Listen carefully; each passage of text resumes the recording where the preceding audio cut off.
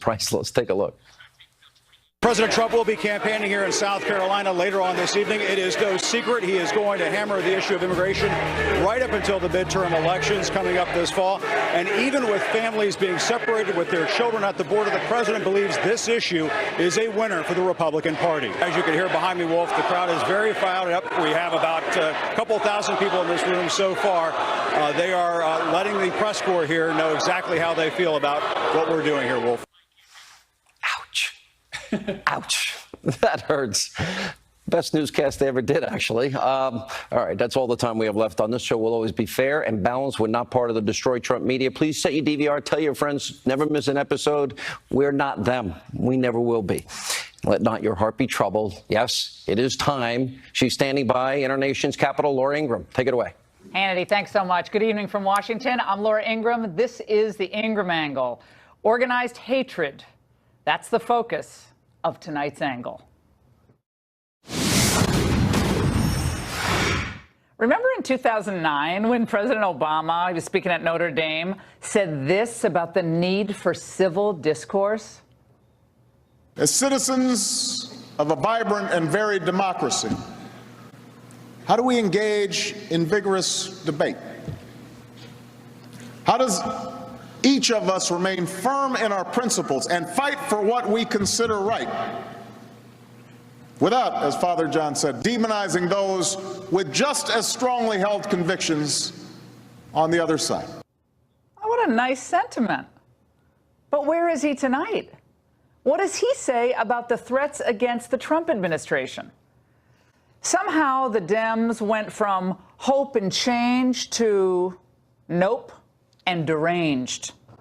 Over the weekend, the owner of a Lexington, Virginia eatery, probably heard about it, called the Red Hen, did something pretty incredible. She asked White House spokeswoman, press secretary Sarah Sanders and her family to leave the restaurant simply because she works for Trump.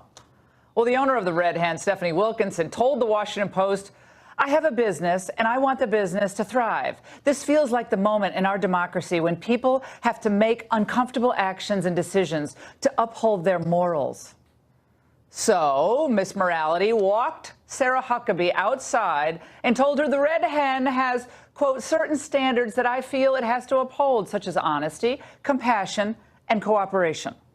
And she invited Huckabee to leave, which the White House press secretary did. Now, Huckabee returned home with her husband, but the rest of the family went to another restaurant across the street. Well, that didn't stop Wilkinson or her crusade to drive conservatives, apparently from establishments, even ones she doesn't run, in the same town. Governor Mike Huckabee was on my radio show today. There's a part of that story that has not been told. You're going to be the first to hear it. Sarah and her husband just went home. They had sort of had enough. But the rest of her family went across the street to a different restaurant. The owner of the Red Hen, because nobody's told this, then followed them across the street, called people, and organized a protest, yelling and screaming at them from outside the other restaurant. Publicly shaming conservatives and targeting them in public. It's become the new tactic of the left. It's not enough to malign them for their beliefs and positions. Now they have to be publicly humiliated, including their families and, you bet, their small children. Incidentally, Huckabee's in-laws, I love this, are liberals. They don't even like Trump. Hollywood is getting in on the action, too. Actor Seth Rogen, he bragged on TV how he recently embarrassed Speaker Paul Ryan in front of his children. And he said, "Can I have a picture with you?" And I look over, and his kids are standing right there, expectantly, clearly fans of mine. And I said, "No way, man." And I couldn't stop. And I said, "Furthermore, I hate what you're doing to the country at this moment. And I count the days till you no longer have one iota of the power that you currently have." And I look over, and his kids are still standing right there. Nice guy. I always get him mixed up with Jonah Hill for some reason. But if I were Seth Rogen, I'd be trying to keep every fan I could. He's not exactly Chris Pratt, but I digress.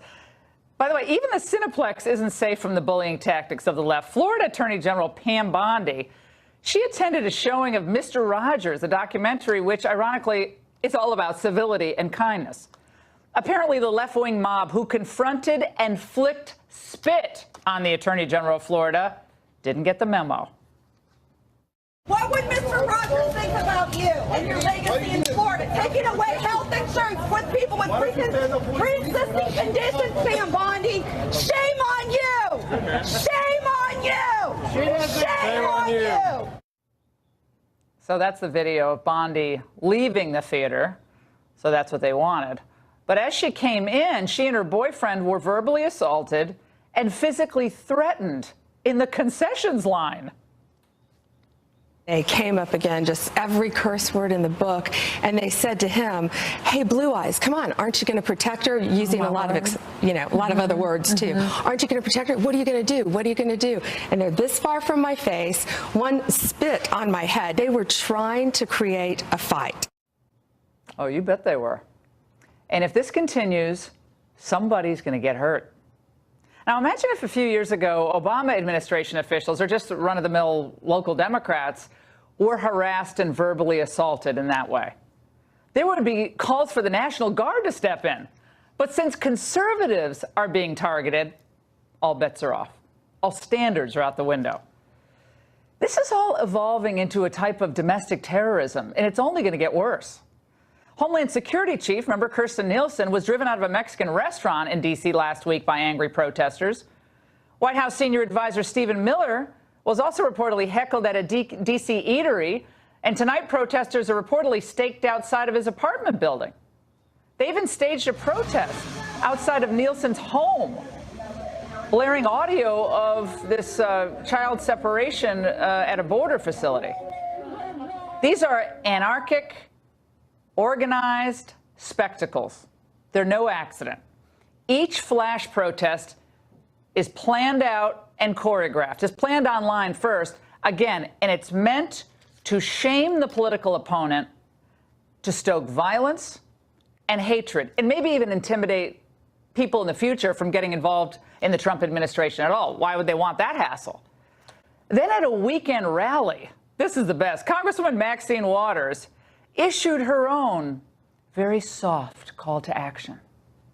The American people have put up with this president long enough. Yeah! What more do we need to see?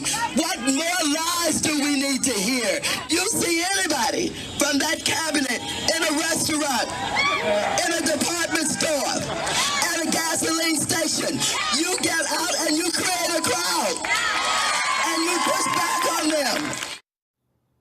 We're going to be talking about that phrase, push back on them, in just a moment. We invited Ms. Waters and a number of Democrats to appear tonight.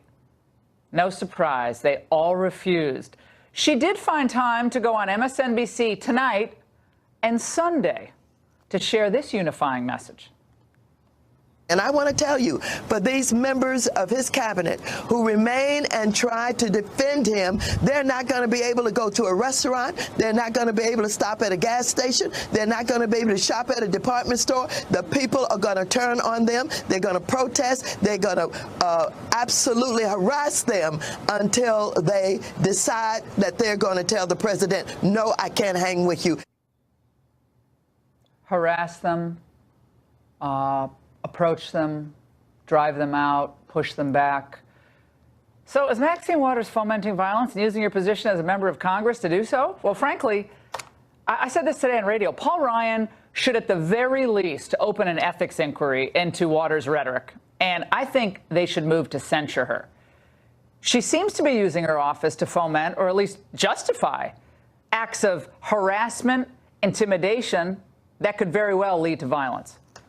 Now, reactions of outrage from the White House to Nancy Pelosi forced Waters to the microphone today. But if Maxine Waters thinks a non-apology double talk 48 hours after her incendiary and outrageous statements that she repeated yesterday are sufficient to quell the firestorm, she has another thing coming. There's nowhere in my statement, anytime, any place that we talked about harm. And so our members of the Democratic caucus are talking about civility, and that makes good sense. But protest is civility.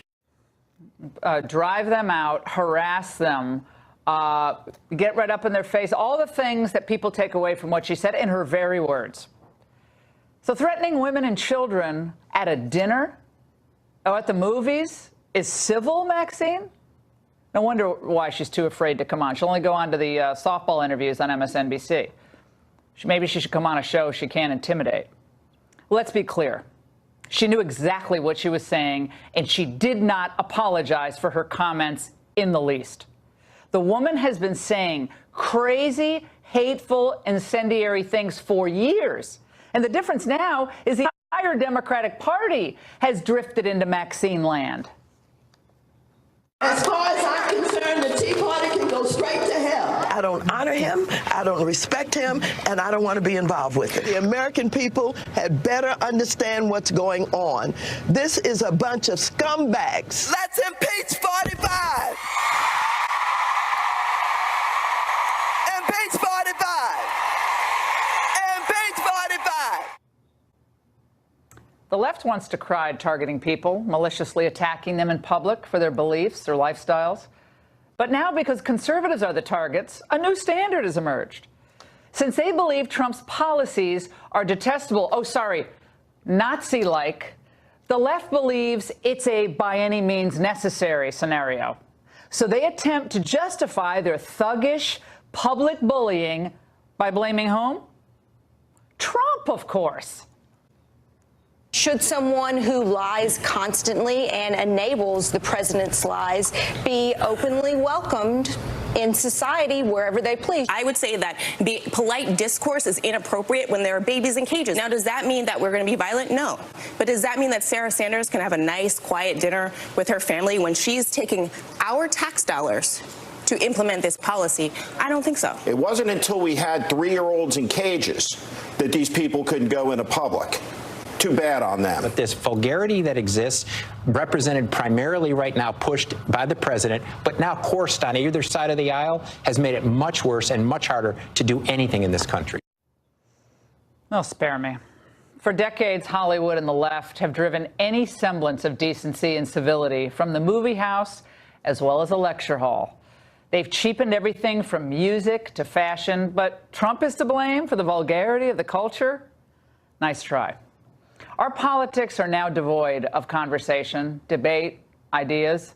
The left has created a political culture where demonization of opponents and boycotts are routine. Hey, if you can't debate them, can't beat them in a debate, try to shut them down altogether. Organized chaos is their favorite tool. Yes, it's very Alinskyite. But the idea is not to come to some common understanding or even win an argument, of course, but to destroy political opponents. And you bet, attempt to silence them. When Democrats are urging uprisings online to deny Republican women safe havens, peace, just having a dinner in private, in a public place, a moment of enjoyment for her family, they won't allow that? Something is deeply wrong. Now is the moment for all people, right and left, to condemn this uncivil disobedience and those advocating for it. Threatening, yelling, and haranguing officials in public, that's not going to create positive outcomes or a better policy. Even Chuck Schumer said that today. Good for him. It will only harden the political divide in this country and perhaps lead to violence. And any blood spilled, remember what happened a year ago to Steve Scalise? Any blood spilled will be on the hands of Maxine Waters and any Democrats or never-Trumpers condoning tacitly or explicitly these Antifa-style tactics of vicious intimidation. And we will not stand for that. And that's the angle. All right, let's discuss with my first guest, Monica Crowley, Senior Fellow at the London Center for Policy Research, former House Oversight Chair Jason Chaffetz, Fox News contributor, and Democratic strategist Richard Goodstein is a former advisor to Bill and Hillary Clinton. Jason, I got to start with you. Former member of the House of Representatives, Maxine Waters' comments a non-apology apology. This morning at 9 a.m. on radio, I called for her censure on the floor of the House of Representatives. Where do things stand tonight? No, if you impugn the integrity of another member, if you're inciting violence like that, she should be censured. And I'm glad you brought that up. I think that is very appropriate. Make members of the House of Representatives vote on whether or not they think it's acceptable what she's doing and what she's trying to do. Because this is the face of the resistance movement. It is violent. It is vulgar. It is a scorched earth philosophy, and it is going to lead to violence unless the rest of the body stands up and say this is not acceptable. Richard. You know, Jason just said, and you said earlier, someone might get hurt. Donald Trump at a rally during the campaign said, punch him in the face. And guess what? We saw that video of somebody walking up the steps and getting punched in the face. Somebody got knocked over, driven over, and murdered in Charlottesville because they were a racist protesting or taking issue with the protesters in Charlottesville. So people have gotten hurt from uncivil behavior. And I think for people who were Trump defenders to stand up in behalf of somebody who mocked the disabled, you know, go down the list, derided a Gold Star family, the list goes on, for them to call out and about, there's nothing wrong with confronting that person. He doesn't even know how to refer to a staffer. Monica, look, you know, Trump can get pretty heated sometimes, so I think Richard has a point there. But you have a sitting congresswoman from represents a part of L.A. that's seen the L.A. riots. Remember, that was where she really, you know, cut her teeth. Her claim to fame was 1992. I went back and watched that today. She said, push back on them, Monica. Turn on them. Harass them so they can't go into public. Turn on them. Push back on them. That's not debate them. Play fun with them. That was different. A crowd surrounding an individual with her children or with her family members, that's a different deal. Yes, and we are so far beyond normal politics, Laura, that sometimes it's difficult to see what's really happening. But let's be really clear. The left is at war. The left is at war with the Constitution, with the rule of law, with free market economics, and with our very values. So they are fighting this war 24 hours a day, 7 days a week. And now they are in a position where they are losing both on politics and policy. So they are resorting to these tactics of reaching for the most extreme rhetoric and the most extreme activity to try to divert attention from the fact that their agenda has failed and continues to fail. The president's agenda, the conservative agenda, is in fact winning. But the fact now, we have to understand that we are engaged in this war, whether we want to fight it or not. The Alinsky tactics, the Cloward and Piven tactics of overwhelming the system, whether it's at the border or elsewhere. Well, they want anarchy. The anarchy is their friend, correct? Absolutely, and it's about destroying the system so they can rebuild it in their sort of radical model. I would say, Jason, also flooding the border is a way. I mean, you got a lot of old voters. Got a lot of old, tedious, old, clunky voters you got to replace with new voters. I really believe that's always been a strategy of the left. The Chamber of Commerce types love the cheap labor, but they love to flood the border, flood the zone, whatever you want to call it, with new voters, new people. They don't like the old people in the United States. They voted for Trump, for goodness sakes. But, Jason, the president tonight spoke out about Maxine Waters. I want to watch here. They're only good at one thing. What's their term? Resist. It's the party of Maxine Waters. Do you believe her? No. This has become the party of Maxine Waters and Nancy Pelosi.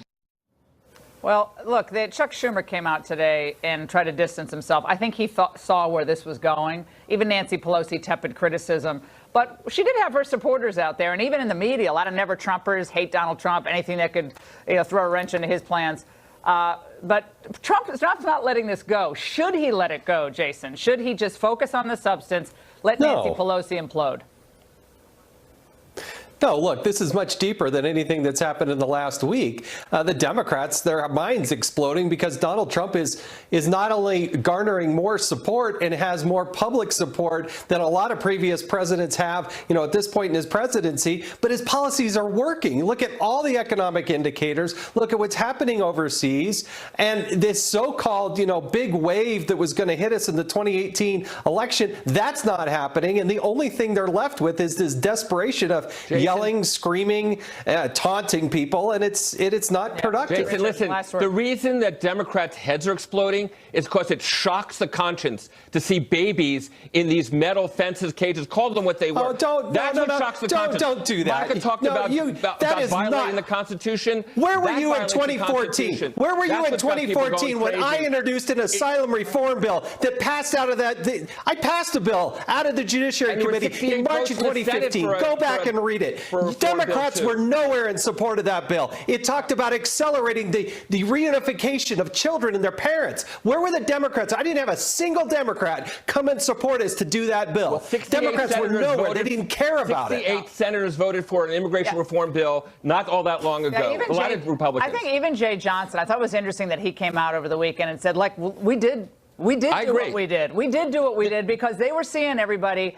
A same thing we're seeing now. They were seeing an absolute overwhelming of our borders. And we have limited resources and a limited amount of people. Can't process 50,000 people in 3 months. It's really hard to do that. So, here was a moment of candor from Jay Johnson, but everything's got to calm down. Everything's got to calm down. The Democrats have to calm down. And this violent rhetoric has got to go. Great panel, guys. Mark Meadows reveals how Congress is squeezing the DOJ and FBI. Next. We had long deployments in Iraq. Really grateful that USA was able to take care of my family while I was overseas serving. It was my very first car accident. We were hit from behind. I called USAA, and the first thing they asked was, "Are you okay?"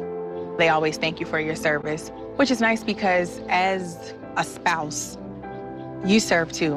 We're the Hells, and we're USAA members for life. See how much you could save with USAA by bundling your auto and home insurance. Get a quote today. Sandals Grand Antigua was incredible. The pool was as large as the ocean. And the beach was perfect. We're still raving about the service. He loved the diving. He'd always wanted to try it. Our suite was so exotic, it even had a pool. We dined at 11 restaurants. All included, just like everything else. But what I remember most was falling in love all over again. Sandals Grand Antigua. Save up to 65%. Call 1-800-SANDALS. Flying high after a Super Bowl victory for the books, the Eagles quarterback writes one himself. Nick Foles tells his story on The Story in his first cable interview tomorrow. NerdWallet.com knows that it can be hard to know. Sometimes options seem similar. And you don't want to wing it.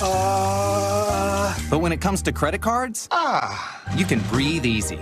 NerdWallet has all the info you need in one place to help you find the lowest rate, most cash back, or sweetest perks. Nothing beats knowing. Find your next card today at NerdWallet.com.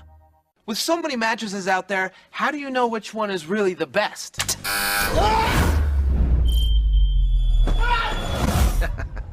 Just look at how the Purple Smart Comfort Grid, made from a super comfy yet ultra supportive material called hyperelastic polymer, cradled those unfertilized chickies. Purple's unique design cradles your pressure points and redistributes support to the rest of your body for maximum comfort and support. For a limited time, buy any Purple mattress and get a free Purple pillow.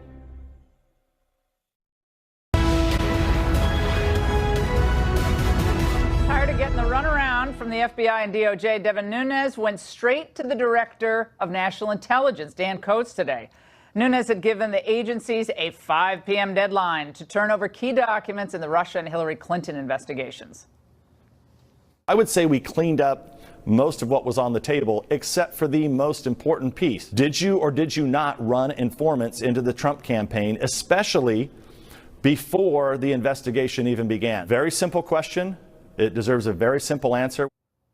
Well, the FBI responded late tonight saying they've already responded to Nunes's request. Ooh, Congressman Mark Meadows joins us now to respond. That just happened, apparently, Congressman. So you guys got all the documents you're entitled to. Well, the one good thing that the FBI and DOJ is very good at is creative writing. Anytime that you would suggest that we have all the documents, when we have tens of thousands of documents that have not been delivered, as we speak right now, we have a valid subpoena that has not been really responded to appropriately, and it's 97 days and ticking. And so for them to suggest that we have everything is just factually incorrect. Kevin Kleinsmith. Yes. Tell us about Kevin Kleinsmith. Well, obviously, Chuck Ross did. We need our own deck of cards. Yeah, you got all these just different. Just to identify them, not for anything, but just to identify them, because there are lots of cast of characters. Well, you've got Kleinsmith, it's like the Love Boat you've here. got Sally Moyer, you've got all these different individuals. There is one common theme, and it's called bias against this president. He's FBI. He was FBI attorney, and he was actually attorney number 2. What we believe. In the IG report. Chuck Ross, the IG has not confirmed that. That's what we suspect. But Chuck Ross did some great reporting today and said that actually he was the one that was interviewing Papadopoulos. And so here you have someone who was key to opening the investigation in this whole Donald Trump Russian collusion narrative that never happened, and yet you've got someone with inherent bias that has started. It's just extremely troubling. Now, Kleinsmith, like Moyers, is evidencing bias through various text messages that were released. Right. I mean, a lot of text messages. So it's not just the text messages. It's the fact that they were key components of an investigation that Peter Strzok was involved with. So it's all of them coming together with not one, not two, but 5 people that were biased against this president, and yet initiating the very investigation. So here's the interesting thing, Laura. What we've got to do as a country is become transparent. Give us the documents. Let us put them out to the American people. Let them judge for themselves what is right and what's wrong. It's time. I've said this before. The DOJ and FBI has an opportunity to either be part of the cleanup crew What's going on with Jeff Sessions? Because he was on our show last week, and he seemed to say, okay, we're working on getting these documents. And well, Jeff doesn't know. What's going on? Is he not aware? Well, he's recused himself. That's right, he's recused. But he's really recused himself from any knowledge of what's going on. And so Rod Rosenstein knows better. I mean, he really does know better, and the buck stops with him. And I can tell you that we're going to have floor action this week, Laura, this week on the House floor, where we compel them to turn over those documents. So just so people know, Kleinsmith is the one who wrote Vive la Resistance. Well, that's what, if he is indeed attorney number 2, which we believe that he is. Maybe this is a really dumb question, but why is it that we can't identify attorneys working for them? I mean, they're not exactly undercover agents working in. You've hit the nail on the head. Actually, they're not part of the counterintelligence division, which they were trying to pass them off. Which they were trying to say with the IG. They're actually part of the general counsel's office, and so an attorney working for the FBI normally is not an undercover operation, and certainly wasn't here. News tonight that Eric Prince's computers have been seized and so forth. Any thoughts on that? Well, I think former Blackwater CEO. So what you see is Bob Mueller continuing to grab information and collect information. By the way, you got 1.2 million documents from Donald Trump in 90 days, and yet they can't turn over 50,000 documents to Congress in 9 months. There's a problem. What's next for Nunes after the 5 p.m. deadline? They didn't give him anything. Said you got everything. What's next? Well, I think the next thing is for floor action for all of us. Where Ryan will do that. If he made a promise to Jim Jordan and I last week that said if we didn't get all the documents by Friday, that we would see floor action this week. I'm waiting for him to follow through on that commitment. But if he doesn't, we have appropriate. He will. He's a man of his word. He'll follow through. We're going to count on pressure on him. We're going to count on that this week. Congressman, thanks so much for being with us. Another deadline is passed. Let's get reaction now from former Attorney General Mike Mukasey. General Mukasey, Judge Mukasey, it's great to see you. You just heard from the congressman. I mean, this is wild. The Justice Department said you've received all the documents essentially you're entitled to. Where are we tonight, Judge? Well, I haven't seen the subpoena, and I haven't seen the documents, so I'm a little bit in the dark about where we are. But it's not an impossible task to turn over documents. I think they ought to do more discussing between and among themselves than posturing publicly. Well, it looks like the documents Nunes requested were about informants placed inside the Trump campaign or who approached the Trump campaign. I think part of what he's trying to determine when this investigation really began, because they were saying that this investigation into the Trump possible collusion began at the end of July 2016. But indications are that it began really in the spring of 2016. State Department very well involved, Christopher Steele and that dossier, in and out of the halls of justice and perhaps the State Department. So I think that's what they're worried about, that who was really running this investigation and who gave it the impetus, Judge, from the very beginning. Well, you hit the nail on the head. That's what we really need to know, is when it started and how. And to the extent that there was, I'm interested, for example, in knowing how this informant who started out as a CIA asset suddenly became an FBI informant. You know, those two organizations don't really play with each other's toys.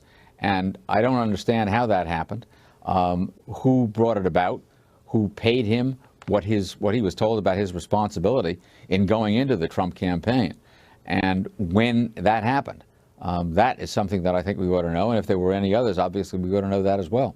Judge, something I just asked Congressman Meadows about the failure of the Inspector General to reveal who these staff attorneys are at Justice. And again, it looks like one of them, Mr. Kleinsmith, was writing unbelievable text messages that he was so depressed after the election. He was stressed and depressed and basically saying the resistance lives on. He's involved at the heart of this investigation, along with Strzok and, of course, Moores. But we're not revealing who these people are? Why? Well, they're not undercover agents. Obviously not. And I think that even more significant, at least to me, is not just the statements about the resistance, but rather a set of messages that passed between Strzok and his friend the night that Donald Trump got the nomination, where she wrote to him, "This is unbelievable that Trump has gotten the nomination."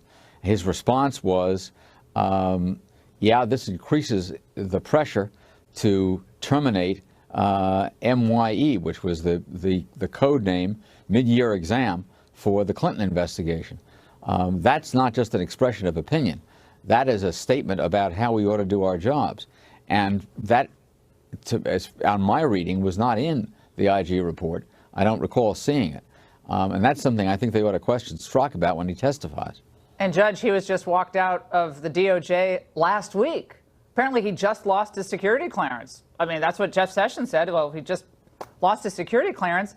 Someone who is an advocate, a political advocate, running 2 critical investigations as a lead investigator. I mean, I never worked at DOJ. I worked at White House and transportation, education, but Supreme Court. But I never worked at DOJ. But if that's the way business is done at the DOJ, these high levels, we're in big trouble in this country. Big trouble. Well, it certainly doesn't inspire confidence, nor does something that was reported in the IG report, namely that there were FBI agents in contact with the press who were getting free meals, free tickets, and other perks, and that there were so many of them, they couldn't tell who had leaked information. Now, that was an absolute jaw dropper. The notion that FBI agents were getting compensation, essentially, from reporters and developing relationships with them. Yeah, cozy. That should have been a firing offense. Judge, thank you so much. We're going to debate the left's dangerous flirtation with political violence after the break. Honey, what is that? I got you that table runner you wanted. Sometimes names can be confusing. At Overstock, our name makes people think we sell overstocked goods. But it's actually everything you see here. Overstock has beautiful new furniture and the latest in home trends. So check us out and see for yourself. Overstock.com, where quality costs less. Hello, I'm Mike Lindell, inventor of MyPillow. Thanks to your support, you've helped make MyPillow become one of the fastest growing companies in America. Over the last 12 years, you've helped MyPillow create thousands of jobs right here in the USA. When I got MyPillow, I'm asleep almost immediately. I stay asleep at night and I wake up more well-rested in the morning. That's why I invented My Pillow. My patented fill adjusts to your exact individual needs and helps keep your neck supported and aligned. Call or go to mypillow.com. Use the promo code and save over 50% with Mike's 4-pack. You'll get 2 MyPillow premiums and 2 Go Anywhere pillows. It's one of his best offers ever. Order now. With our 60-day money-back guarantee, you have nothing to lose. Sleep well, America! For the best night's sleep in the whole wide world, visit mypillow.com.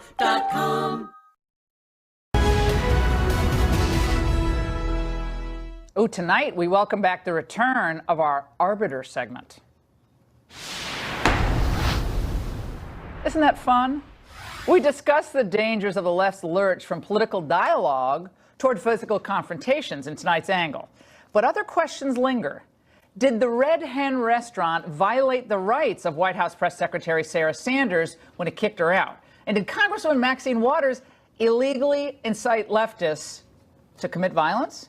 Here to debate both of these issues, attorney and former Georgia State Rep LaDawn Jones and political analyst and Washington attorney Gail Trotter. Okay, Gail, you have the floor. What possible cause of action could Sanders have against this restaurant? Yes, the restaurant violated Sanders' rights because they discriminated against her in service under the Virginia Human Rights Act, which does not allow places of public accommodation to deny service to people based on their personal beliefs. So that would include political beliefs. It doesn't say specifically, but the statute specifically says that it should be interpreted broadly, and other states, including D.C., right where we are, say that political beliefs, sources of employment, where you live, where you work, cannot be held against you in denying service. So this is a civil cause of action. What kind of damages? Like treble damages, punitive, compensatory? What do you got? Oh, yeah. And, you know, if there were leftists trying to put this in force, they would try to put this business out of business, as we've seen in other situations. The Washington Post, LaDawn, said no cause of action here, even though they didn't. A lot of these civil rights attorneys weren't applauding this action, said Sarah Sanders is out of luck. What's your thought?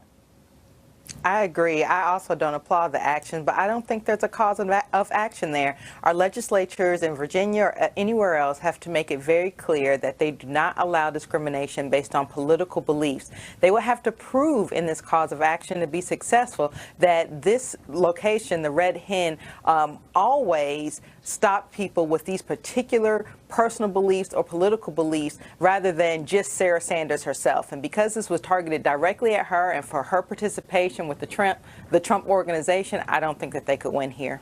I disagree. The comments that the restaurant owner made specifically said that they were denying her service based on her personal beliefs. And when you look at those particular statements, they would be entered into evidence as completely exonerating Sarah Sanders and making sure that the restaurant had discriminated against her. And even if you go to the point saying that Virginia statute only allows places not to discriminate based on religion, certainly in immigration, religion has come into this over and over again. People on both sides have been citing Bible statutes, talking about this, and saying that definitely this is a religious issue as well. LaDawn, do you know? Yeah, go ahead. You can respond to that, and then I'll give you the next point. You know, I just find it interesting that when we talk about these causes of action, we've seen these cases come through the Supreme Court. We've seen these laws come through several states where there were direct things that our laws have prohibited based on race, religion, sexual orientation, that conservatives have fought very hard to try to say that, well, it's okay for someone to express their personal beliefs for religious reasons. It did not fly in those cases. It will not fly here. All right, this is Maxine Waters on Saturday versus Maxine Waters tonight or today. Let's watch. If you see anybody from that cabinet in a restaurant, in a department store, at a gasoline station, you get out and you create a crowd. And you push back on them. And you tell them they're not welcome. I have not called for the harm of anybody. This president has lied again when he's saying that I called for harm to anyone. This Don the Con man will say anything. He is the one that's responsible for promoting violence. LaDawn, she says push back. Obviously, the import of that is drive them out. She's urging people to surround members of the administration when they're having a private dinner with their children. Doesn't matter. How is that not ultimately inciting people to violence? And she says, no, it's not what I intended. But you're telling people to harass other people. She's a smart woman. She knows what the word harass means, does she not? I'm sure she does, but let's look at the legal sense of the word. What do we have the right to do as Americans? One of the fundamental rights is to be able to not use incite our violence, freedom of speech. Not incite violence. You don't have the right to do that. To incite violence. She did not ask them to incite violence. She asked them to push back on their policy. She didn't say on their policies. No. She did not. I listened very closely 4 times. Push them out of a store. She also did not say push them out of the store. Wherever they go. She also did not say drive them over with a car. Are they public accommodations, though? Those are public accommodations. They're according to the statute, they're public places of gathering. So you have free association, Gail. Look, I think it's a tough call on this, but she has free association as a person, Sarah Sanders. She can freely associate with anyone she wants and go anywhere she wants, but this is a private establishment. So does the private establishment have the right to say, we don't want to serve you if you're barefoot, we're not going to serve you if you're a member of the Trump administration? Well, there's no question when you're talking about what Maxine Waters said, that this is inciting, and the First Amendment does not protect incitement of violence. And she wants mob rule, and she's talking about a specific action against people whose names we know, 23 members of the cabinet, 6 of them are Republican women. Create a crowd, push back on them, and tell them they're not welcome anywhere. I think if those words were used against any other class of people who happen not to be related to Trump or supporting him, I think the left would have a huge problem. They have a lot of creative liberal lawyers who would say, oh, well, there could be cause of action, maybe a conspiracy to deprive someone of their First Amendment rights. But this is a good arbiter segment. You were both really good. I don't know. Can I have a tie? No, I can't. Okay. I think Gail has it this time. I don't have my gavel. Gail, you have it this time. But LaDawn, no, it's not of course. I said it was really good, and I want you back. You're both great. Thank you so much for joining us. And the Bible has been used to both attack and defend the president's immigration policy. So what's the truth? An important debate with a panel of distinguished religious leaders next. Welcome to Mitsubishi. Would you be interested in the test drive? Great sound system. Actually, you know what? Yo, you at the wheel feeling like a big boss in the all-new 2018 Mitsubishi Eclipse Cross. Dreams of luxury, they suddenly come true with the dual-pane sliding panoramic sunroofs. Futuristic super all-wheel control. 3 modes so you can tackle street gravel or snow. Yeah. Test drive an Eclipse Cross and hit up MitsubishiCars.com/HarryMack to see the full-length video. Drive your ambition. Mitsubishi Motors. Why buy the same old yellow box for hemorrhoids? Recticare Complete Hemorrhoid Care System has 2 effective medications. The strongest OTC concentration of lidocaine to relieve pain and itch, plus phenylephrine HCl to reduce swelling. Get more complete hemorrhoid relief with Recticare Complete. I looked at partial bridges, I looked at dentures. Out of all the options, Clear Choice was the only choice for me. All the specialists with all the technology they need are in one spot. It makes delivering this 21st century world-class dentistry very convenient, and we do it in one day. Call today to schedule your free comprehensive consultation. We'll even talk financing options while you're here. I can laugh, people crack a joke, and I smile. It was a life-changing thing. Call Clear Choice today. Why buy the same old yellow box for hemorrhoids? Recticare Complete Hemorrhoid Care System has 2 effective medications. The strongest OTC concentration of lidocaine to relieve pain and itch, plus phenylephrine HCl to reduce swelling. Get more complete hemorrhoid relief with Recticare Complete. I used to have to go in to the auto parts store. Pay too much, never find quite what I'm looking for. Now I just go online to Rock Auto and see all the parts my car will ever need. Lower prices, more parts, more brands. It's so easy to find the right parts fast. All the parts your car will ever need. Rock Auto. All the parts your car will ever need. RockAuto.com. Now, we recently witnessed that weird spectacle of Ali Velshi and MSNBC reading scripture to attack the administration's immigration policy. Well, that followed Attorney General Jeff Sessions quoting the Bible to justify that policy. So all of this has sparked a really big debate. It's really interesting among Christian leaders over immigration. So let's discuss that now with a pair of very distinguished religious leaders. I'm delighted they're both with us. Dr. Daryl Scott of the President's Faith Advisory Council and Dr. Kent Engel, president of Southeastern University. Great to see you both. All right, Dr. Engel, let's start with you. You're actually, I think, a supporter of the president's, but you disagree with this policy that initially at least separated families, child in one area, parents more in a formal immigration detention. Why? Well, sure. Well, I appreciate President Trump's leadership, and he's trying to do the right thing.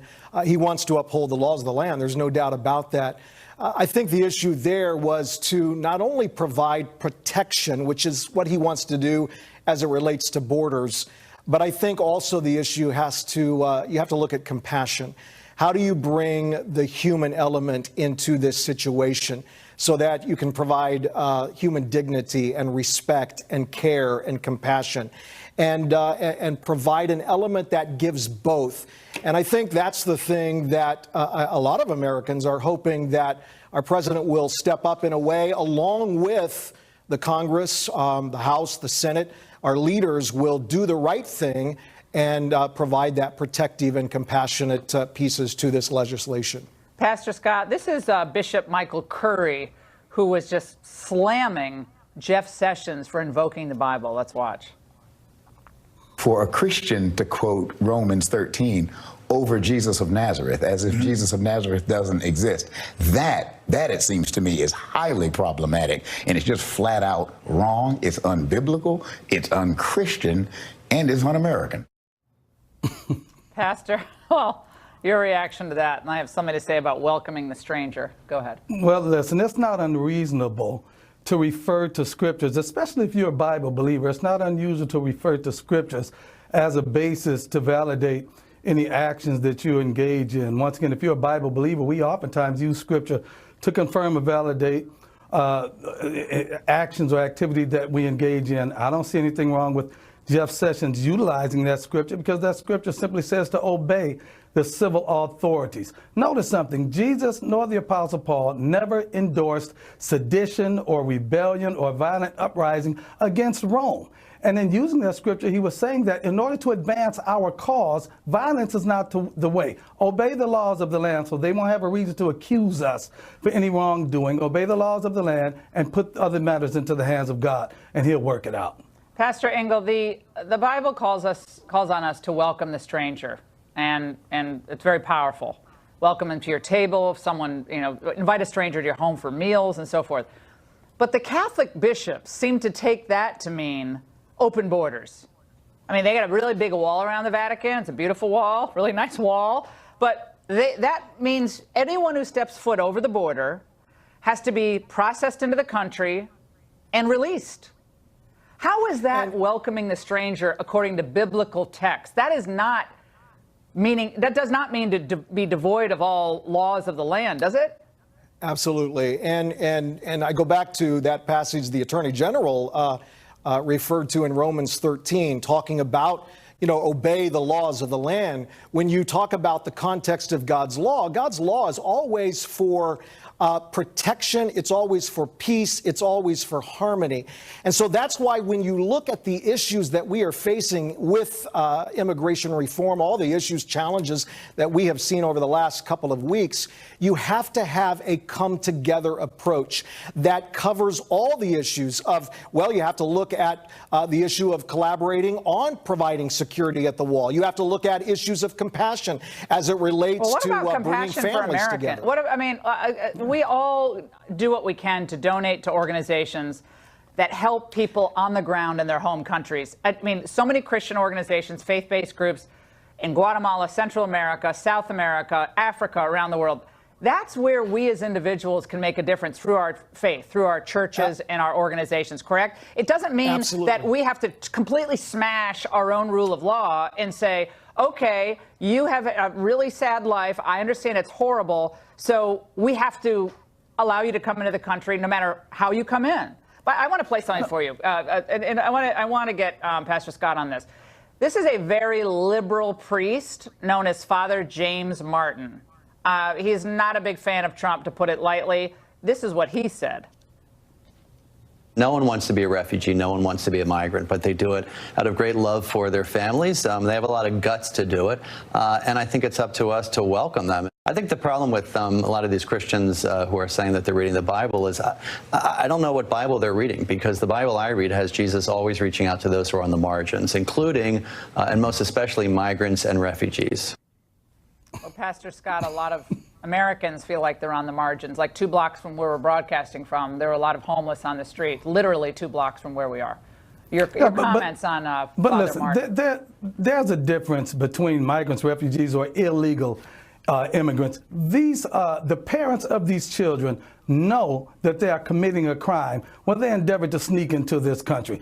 This country has a zero tolerance policy. They know that our president is hardline in regards to that, but they tried to sneak in anyway. Now, anyone, an American citizen, regardless of your race, creed, or color, if you are engaged in the commission of a crime and you are caught in the commission of this crime and you are apprehended and you have a child in your custody, that child is going to be removed from your custody and placed in the child services until either somebody comes and gets them or they're remanded over to whatever. And so I don't understand why we're taking any culpability for this crime that is being committed away from the parents and making it as if we're just grabbing kids and putting them in a concentration camp, because that is not the case at all. There's a crime being committed. The children are in the custody of the criminals. And it's Donald Trump's fault. And it's Donald Trump's fault that a crime is being committed. Because you told yourself, I'm going to sneak into America. I'm going to sneak into America despite the law, and I'm taking my child. I wouldn't even put my children at risk like that. I have grandchildren. I wouldn't even try to do that if I knew it was a zero policy. A dangerous journey, that's for sure, up through Mexico. Phenomenal segment. Thank you both. Yeah. And by the way, the greatest hits from the president's remarks at a campaign rally tonight, and my live interview with the man he was there to support, South Carolina Governor Henry McMaster, next. Hello, everybody. Sandals Grand Antigua was incredible. The pool was as large as the ocean. And the beach was perfect. But what I remember most was falling in love all over again. Sandals Grand Antigua. Call 1-800-SANDALS. Do you need the most trusted battery in your smart lock? Maybe not. Maybe you could trust you won't have to actually talk to your neighbor. Are you watching the game tonight? Or you could just trust Duracell. Flying high after a Super Bowl victory for the books, the Eagles quarterback writes one himself. Nick Foles tells his story on The Story in his first cable interview tomorrow. More energy? Patty, what would you do if you had more energy? Gosh. More energy? I'd probably be a happier guy. I wouldn't be so surly. I'd exercise more. I'd have a lot more fun. Salsa dancing. You get a lot more done during the day. Take piano lessons. I can be better to other people. Energy equals happiness. The potential for greater energy is already inside of you. Now you can make the most of it with Super Beets from Human. What is this? Is it a superfood? Concentrated beet crystals. It's non-GMO, which makes me super happy. It passes the test. A+. It starts with one of the healthiest vegetables for your heart, beets. They're in here and I can just drink them. Beets, probably the worst vegetable in the world. I love beets. Super Beets concentrates an essential nutrient found in beets to promote heart-healthy energy. It's really yummy. Shockingly not bad. Well, that's good. 3 beets in here? Oh my gosh. Super Beets helps increase circulation, supports healthy blood pressure, and gets more oxygen flowing throughout your body naturally, which means more healthy energy to make the most of your day. Dance more often, maybe. Find out how to get a free canister with your first order, plus bonus gifts. Call 1-800-560-5802 or go to buysuperbeets.com. I could definitely use a little more energy, especially if it's from a natural source like beets. That even tastes good. I'll finish this, by the way. I really like it. Call now and find out how to get a free canister with your first order, plus free indicator strips that show how it's working. This offer isn't in stores, but we'll ship it free right to your door. Feel strong and you feel healthy and you feel like you can accomplish anything. Find your energy. Call 1-800-560-5802 or go to buysuperbeets.com. I would for sure drink this. Super Beets from Human. Oh, blue, South Carolina holding a runoff election in the GOP primary race for governor tomorrow. And President Trump stumped for incumbent Governor Henry McMaster at a huge rally tonight. Thunderstorms delayed Trump's arrival by an hour, but it was worth the wait for the crowd. South Carolina loves Donald Trump. And we were watching these forces of nature, and there was a lightning, and there was the thunder, and the storm, and the rain, and then it cleared, and Air Force One landed, and the real force of nature got off the plane. So please get your out tomorrow and vote. Wow, we had to bleep the president tonight. Joining us now, Governor Henry McMaster. So I was like, okay, it's a family hour. Okay, Mr. President, we don't need the A word, okay? But he was into the moment there. So how'd you rate the president's performance? Go. A+. So the place was bursting at the seams. We had an overflow auditorium, and over 1,000 people outside couldn't even get into the place. The people of South Carolina loved Donald Trump, and he certainly didn't disappoint. It was terrific. So you guys gave Trump a 14-point victory in 2016. That was a big smash of Hillary Clinton. Although South Carolina's changed a lot over the years, Governor McMaster. It looks like you're going to beat John Warren tomorrow, although you want everyone to go out to vote for sure. But it's changed a lot demographically, and we see the resistance ramping up across the United States, including what Maxine Waters said over the weekend. She kind of didn't really apologize for it at all. But have you ever been harassed in public, or do you feel the change in the discourse? No, ma'am, and I really don't think we've seen much of that here. I just can't believe Maxine Waters, these other people, they've gone crazy. And the debate about whether it's a violation of this law or inciting to riot, and then probably is a violation of a lot of laws, but even worse than that, it's just plain bad manners. I just don't know what these people are thinking. People look at them for guidance, look at them for leadership, and they're talking and acting totally irresponsibly. It is hard to believe, but we don't have much of that in South Carolina. That crowd tonight was about the same as the others.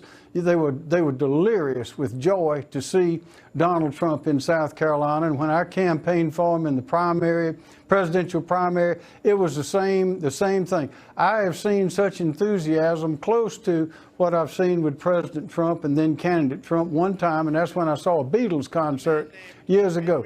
People were just going wild, and they do that every time they see Donald Trump. They love Donald Trump, can't get enough of him.